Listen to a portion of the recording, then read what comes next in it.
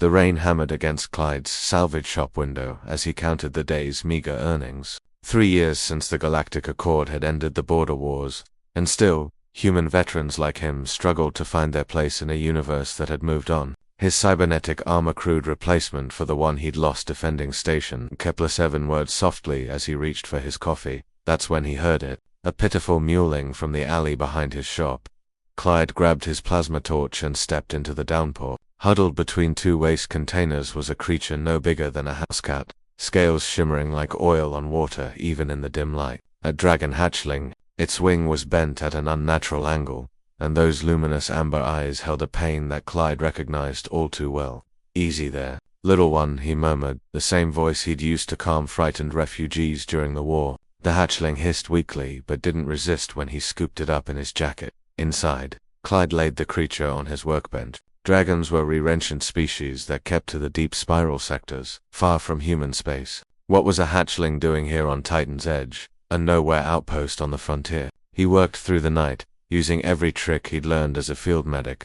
The wing needed splinting, and the hatchling was dangerously dehydrated. As dawn broke, the little dragon he'd started calling it Sparks because of the tiny electrical discharges it produced when frightened finally fell into a peaceful sleep. 3 weeks passed. Sparks healed quickly, and Clyde found himself enjoying the companionship. The hatchling would perch on his shoulder while he worked, chirping excitedly whenever he activated the welding torch. At night, Sparks curled against his chest, purring like a miniature reactor. Then she arrived. Clyde was closing up shop when the door chimed. He looked up and forgot how to breathe.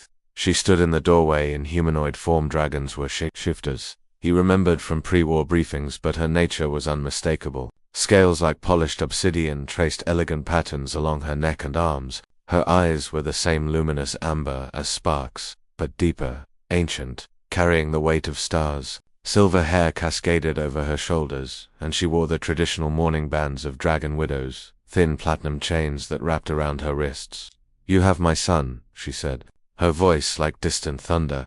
Clyde's hand instinctively moved toward his sidearm before he caught himself. Old instincts died hard. He was hurt. "I helped him, I know." She stepped inside, moving with predatory grace. "I've been searching for 3 weeks. The scent trails led me here." Her gaze swept the shop, taking in the cluttered workbenches, the military surplus equipment, the faded unit patches on the wall. "You're one of them." "A human soldier," was Clyde corrected. "War's over." "Is it?" Something flickered in her eyes, not anger, but something more complex. "My mate died in your war, human, caught in the crossfire when your fleet and the Krell Armada clashed near the Serpent's Void." Clyde's jaw tightened. He remembered that battle, remembered the civilian casualties, the ships that had been in the wrong place at the wrong time. "I'm sorry." "Sorry," she laughed, a sound like breaking glass. "For 6 months, I've raised my son alone, and then I lost him during a supply run to this forsaken station." Her composure cracked, just for a moment. "I thought he was dead." From the back room came an excited chirp. Sparks bounded out, wings fully healed now spread wide. The hatchling launched himself at the woman, who caught him with a sob, holding him close and murmuring in the musical dragon tongue. Clyde stood awkwardly, feeling like an intruder in his own shop. He'd known this moment would come, that Sparks belonged with his mother. So why did his chest ache? The woman Evelyn, she introduced herself as, looked up at him with tears streaming down her face. "You healed him, even knowing what we are, what we might have done in the war." "He was hurt," Clyde said simply. Nothing else mattered. Evelyn studied him for a long moment. "The humans I knew during the war were cruel, efficient, cold." She glanced around the shop again, at the small touches that made it a home, the real coffee maker, the hand-carved chess set, the carefully maintained weapons that would never be fired in anger again. "You're different, maybe," Clyde shrugged. "Or maybe we're all just trying to figure out who we are now that the fighting stopped." Sparks chirped and squirmed free, scampering back to Clyde and climbing up his leg to his shoulder. The hatchling nuzzled his neck affectionately. Evelyn's expression softened. "He's bonded with you." "Dragons don't bond easily, especially not with other species." She hesitated, then spoke the words that would change everything. "Our tradition says that when a dragon bonds with another, that bond is sacred. You saved my son's life. You gave him shelter when he had none." She took a breath. "By dragon law, you are part of our clan now." Clyde blinked. "I don't understand."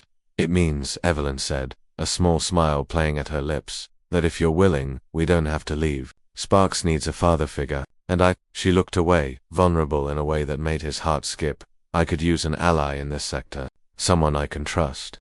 The shop suddenly felt smaller, charged with possibility. Clyde thought about the empty years stretching ahead, the loneliness that had become his constant companion. Then he looked at Sparks, purring contentedly on his shoulder, and at Evelyn, this fierce, beautiful widow who'd crossed the galaxy to find her son. "I've got extra room upstairs," he heard himself say, "and Sparks seems to think he lives here anyway."